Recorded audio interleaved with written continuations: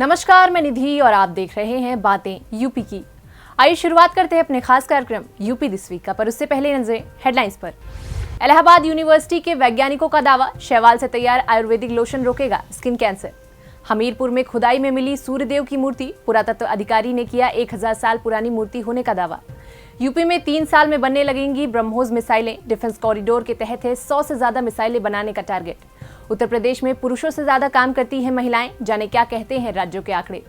UP में 10 खरब dollar की अर्थव्यवस्था हासिल करने के लक्ष्य पर, जाने क्या है रणनीति। भारतीय सेना को मिली अमेठी में तैयार AK-203 असॉल्ट राइफल, जाने क्यों है स्पेशल। लखनऊ में अक्टूबर में आयोजित होगा हैकेथॉन कार्यक्रम, यूपी पुलिस ने आमंत्रित किए आवेदन। और अब खबरें विस्तार से। जलाशयों में पाए जाने वाले शैवाल यूं तो किसी काम के नहीं होते, पर लगातार हो रहे नए शोधों से ये शैवाल बड़े ही काम की चीज साबित हो रहे हैं। यूं तो शैवाल की कई प्रजातियां पाई जाती हैं, पर उनमें से कुछ हमारे लिए वरदान साबित हो रहे हैं। इनमें से बात करें हरे शैवाल की, तो अब हरे शैवाल स्किन कैंसर के इलाज में काफी कारगर साबित हो रहे हैं।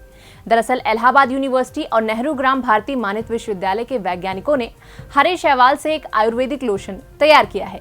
इस अहम शोध के लिए भारत सरकार के विज्ञान और प्रौद्योगिकी विभाग ने 26 लाख रुपए का अनुदान भी दिया था। NGBU के वनस्पति विभाग के डॉक्टर आदिनाथ ने इलाहाबाद विश्वविद्यालय के प्रोफेसर शांति सुंदरम के साथ मिलकर झूसी के छतनाग स्थित नागेश्वर घाट से हरे शैवाल इकट्ठे कर शोध शुरू किया था। सबसे पहले सभी को अलग कर माइक्रोस्कोप से उनकी पहचान की गई। फिर स्पाइरुलिना प्लेटेंसिस और साइटोनिमा प्रजाति अलग कर उनमें पानी में घुल सकने वाला एक खास तरह का पदार्थ निकाला गया। इनमें कुछ जैवीय उत्सर्जक पदार्थ प्राप्त हुए, जिनका लैब में antibacterial, anti fungal, anti modulation, anti inflammatory और एंटीऑक्सीडेंट टेस्ट किया गया। इन पर यूवी रेस के इफेक्ट को भी देखा गया। सूरज से आने वाली कई प्रकार की तरंगों का पल्स एम्पलीट्यूड मॉड्यूलेशन यानी कि पैम से पदार्थ पर पड़ने वाले प्रभाव का अध्ययन किया गया, जिसके बाद ये पदार्थ सूर्य और अन्य किरणों से आने वाली हानिकारक तरंगों को रोककर त्वचा के कैंसर से लड़ने में प्रभावी साबित हुआ। इस पूरी प्रक्रिया के बाद तैयार किए गए इस लोशन का चूहों पर परीक्षण सफल रहा। फिलहाल मानवीय परीक्षण के लिए अनुमति मांगी गई है। साथ ही पेटेंट के लिए भारत सरकार को आवेदन कर दिया गया है। पेटेंट के बाद लोशन बाजार में उपलब्ध कराया जाएगा। बता दें कि ये शोध अमेरिका के 3 बायोटेक जर्नल व फिजियोलॉजी और मॉलिक्यूलर बायोलॉजी ऑफ प्लांट्स में प्रकाशित हो चुका है।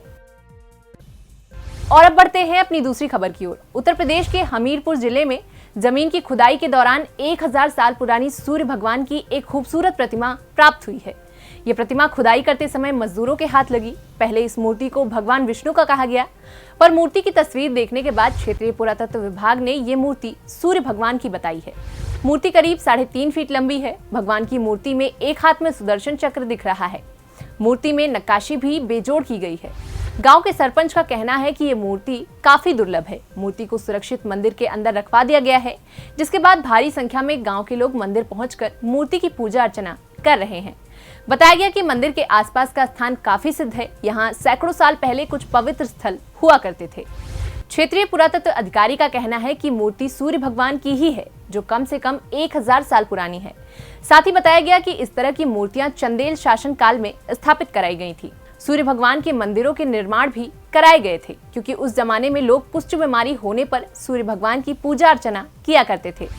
पुरातत्व अधिकारी के मुताबिक मूर्ति बड़ी ही अनमोल है, जिसे देखते हुए जल्द ही उसे पुरातत्व विभाग के राजकीय संग्रहालय में रखवाया जाएगा। और अब बढ़ते हैं अपनी तीसरी खबर की ओर। आपको याद हो तो आजादी के अमृत महोत्सव के अपने संबोधन में सीएम योगी ने डिफेंस कॉरिडोर का जिक्र किया था।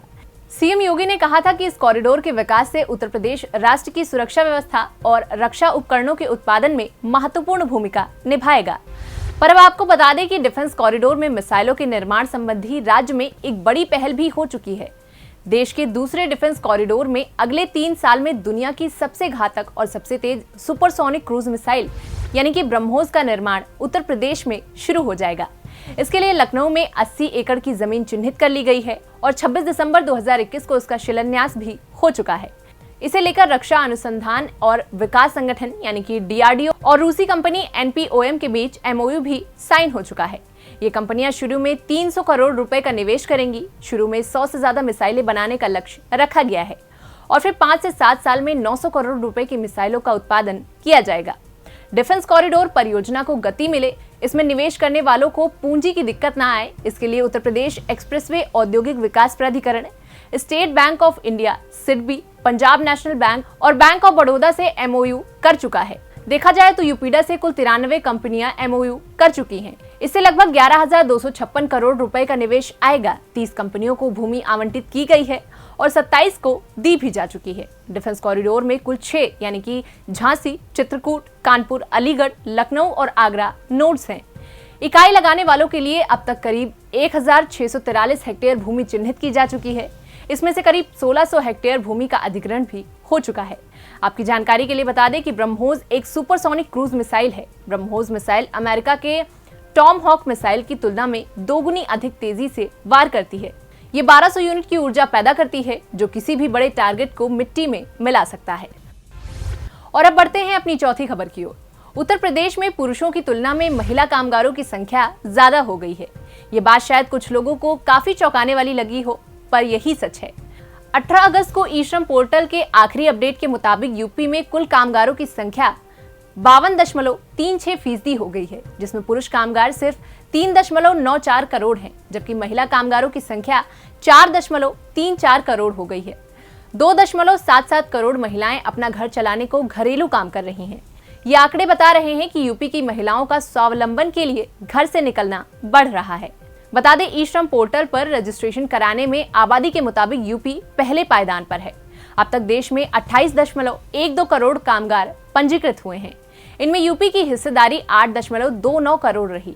ई श्रम पोर्टल पर बीते गुरुवार को टॉप 5 राज्यों की एक लिस्ट जारी की गई, जिसमें यूपी के बाद बिहार, पश्चिम बंगाल, मध्य प्रदेश और फिर ओडिशा का स्थान रहा।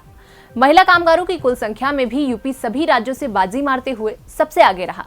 यूपी की महिला कामगार कृषि, घरेलू कामकाज, बिल्डिंग, हस्तनिर्मित उत्पाद निर्माण, परिधान, लेदर, शिक्षा, health care, food industry, jewellery, printing, musical उपकरण के निर्माण क्षेत्र, संगठित रिटेल क्षेत्र में, टेक्सटाइल, हैंडलूम, ऑटोमोबाइल, ट्रांसपोर्ट जैसे क्षेत्र में काम करने लगी हैं। महिलाएं अपने पैरों पर खड़े होने के लिए छोटे बड़े हर काम के लिए कमर कस रही हैं। 7 साल पहले लेदर इंडस्ट्री में यूपी में 11 लाख कामगार पंजीकृत थे, पर अब ये आंकड़ा 19 लाख पार कर चुका है। इसमें महिलाओं की संख्या 7 लाख दर्ज की गई है। पहले ये संख्या 2.78 लाख थी। ई श्रम पोर्टल पर विभाग ने सरकार की मंशा पर पूरे प्रदेश में रजिस्ट्रेशन कराया। इसमें भी पूरे देश में महिला कामगारों की संख्या सबसे ज्यादा यूपी में ही दर्ज की गई है, जिससे महिला सशक्तिकरण की एक मजबूत तस्वीर सामने आई है। इन सभी आंकड़ों को देखकर खुशी तो हो ही रही है, साथ ही इससे ये भी साफ हो रहा है कि उत्तर प्रदेश की महिलाएं अब स्वावलंबी बनने के लिए अपने कदम तेजी से आगे बढ़ा रही हैं। और अब बढ़ते हैं अपनी 5वीं खबर की ओर। प्रदेश की अर्थव्यवस्था को 10 खरब डॉलर के मुख्यमंत्री योगी के लक्ष्य को पूरा करने के लिए सेक्टरवार रणनीति बनाकर काम करना शुरू कर दिया गया है। इसके तहत प्रदेश में आयात होने वाले 95 उत्पादों को चिन्हित किया गया है। इनका उत्पादन प्रदेश में ही करने की योजना बनाई गई है। सीएम योगी ने हाल ही में एमएसएमई विभाग को प्रदेश में आयात होने वाले उत्पादों को चिन्हित करने के लिए निर्देश दिए थे। वित्त वर्ष साल 2021-22 में यूपी के ड्राई पोर्ट से 55,000 करोड़ से अधिक के 95 उत्पाद आयात हुए। इनमें 10,000 करोड़ रुपए से लेकर 100 करोड़ रुपए तक के 48 उत्पादों का आयात किया गया। इस पर एमएसएमई के अपर मुख्य सचिव का कहना है कि प्रदेश सरकार की योजना है कि आयात होने वाले इन उत्पादों को यहीं तैयार किया जाए। प्रदेश में आयात होने वाले टॉप 10 उत्पाद पहले नंबर पर इलेक्ट्रिक एंड इलेक्ट्रॉनिक्स के 10,200 करोड़ के transformer, generator, mixer grinder, semiconductor chip, processor और मेमोरीज आदि उत्पाद हैं। दूसरे नंबर पर 6,592 करोड़ के मछली का तेल, कैस्टर ऑयल, सोयाबीन का तेल और अन्य खाद्य तेल हैं। तीसरे नंबर पर 6,315 करोड़ के न्यूक्लियर रिएक्टर, बॉयलर्स और बड़े प्लांट में उपयोग होने वाली मशीनरी। चौथे नंबर पर 4,906 करोड़ के प्लास्टिक पैलेट्स। पांचवें नंबर पर 2,817 करोड़ के एल्युमिनियम, आयरन, स्टील और कॉपर के उत्पाद। छठे नंबर पर 1,592 करोड़ के ऑर्गेनिक केमिकल्स। सातवें नंबर पर 1,590 करोड़ के सर्जिकल उपकरण। आठवें नंबर पर 1,515 करोड़ के सोने चांदी के आभूषण व रत्न। नौवें पर 1,207 करोड़ के पेपर बोर्ड, कार्डबोर्ड, केमिकल के बने हार्डबोर्ड। तो वहीं 10वें नंबर पर 1,106 करोड़ रुपए के निकल व निकल स्क्रैप मेटल का आयात किया जाता है। और अब बढ़ते हैं अपनी छठी खबर की ओर। देश और दुनिया में अपनी अलग पहचान रखने वाला अमेठी अब आधुनिक हथियार के क्षेत्र में भी विकसित हो रहा है। देश की हिफाजत करने वाले सैनिकों के हाथ में लहराने वाली असॉल्ट AK-203 भी इस जिले की याद में बनी रहेगी। याद हो 2019 में प्रधानमंत्री नरेंद्र मोदी ने ऐलान किया था कि अमेठी की पहचान AK-203 राइफल से होगी। अब 3 साल बाद ये बात सच भी हो गई है। बीते मंगलवार रक्षा मंत्री राजनाथ सिंह ने अमेठी में बनी दुनिया की बेहतरीन राइफलों में शुमार AK-203 राइफल्स की पहली खेप सेना को सौंप दी है। रूस के तकनीक से निर्मित ये राइफल भारत सीमा पर घुसपैठ करने वाले बदमाशों के छक्के छुड़ाएगी। बता दें, AK-203 राइफल सैनिकों के लिए किसी वरदान से कम नहीं होगी, क्योंकि ये असॉल्ट राइफल कलाश्निकोव सीरीज की सबसे आधुनिक और घातक राइफल है। ये राइफल घुसपैठ और आतंकवाद करने वाले रोधी अभियान में भारतीय सेना की ताकत को बढ़ाएंगे। इंसॉस राइफल की तुलना में AK-203 असॉल्ट राइफल छोटी, हल्की और ज्यादा घातक है। AK-203 का वजन 3.8 किलोग्राम है, जबकि इंसॉस राइफल का वजन बिना मैगजीन और बेयोनेट के भी 4.15 किलोग्राम होता है। वहीं इंसॉस की लंबाई 960 मिलीमीटर होती है, जबकि AK-203 बस 705 मिलीमीटर लंबा है। फिलहाल हाल ही में मिली 5 लाख राइफलों के उत्पादन की मंजूरी के बाद अमेठी में पूरी गति से काम जारी है और अमेठी के HAL कोरवा परिसर में बनी ऑर्डिनेंस फैक्ट्री की ये राइफल अब अमेठी की एक और पहचान बनने के लिए पूरी तरह से तैयार है। और अब बढ़ते हैं अपनी 7वीं और आखिरी खबर की ओर। बीते शुक्रवार को उत्तर प्रदेश पुलिस ने घोषणा की कि वो अक्टूबर में लखनऊ में एक हैकाथॉन कार्यक्रम आयोजित करेगी और इनमें भाग लेने के इच्छुक लोगों से प्रविष्टियां आमंत्रित की गई हैं। इस आयोजन के लिए तकनीकी भागीदार महिंद्रा डिफेंस होगा, जबकि 10 नॉलेज पार्टनर में IIT कानपुर और IIM लखनऊ शामिल होंगे। बता दें, कार्यक्रम में पुलिस डिपार्टमेंट की प्रमुख समस्याओं पर बातचीत की जाएगी। हैकाथॉन के लिए कुल 4 समस्या बयान तैयार किए गए हैं। सबसे पहले लाइव फुटेज के माध्यम से वाहनों की संख्या और भीड़ की निगरानी करना और इसके लिए एक अलार्म विकसित करना है। दूसरा, अलग अलग स्रोतों से और अलग अलग रूपों में CCTV फुटेज एकत्र करना और अपराध को नियंत्रित करने के लिए इसका इस्तेमाल करना है। तीसरा, अपराध और आपराधिक नेटवर्क सिस्टम प्रणाली में प्रयुक्त समान शब्दों और आवाजों की पहचान करना है, जैसे FIR, सामान्य डायरी प्रविष्टियां और अन्य फाइलें। चौथा, राज्य रेलवे पुलिस बल के लिए पर्यवेक्षण और रियल टाइम फीडबैक में सुधार करना है। फिलहाल आज की हमारी इस वीडियो में बस इतना ही। इस वीडियो में दी गई जानकारी आपको कैसी लगी, कमेंट सेक्शन में लिखकर जरूर बताएं और यूपी से जुड़ी ऐसी ही तमाम जानकारियों के लिए देखते रहें बातें यूपी की।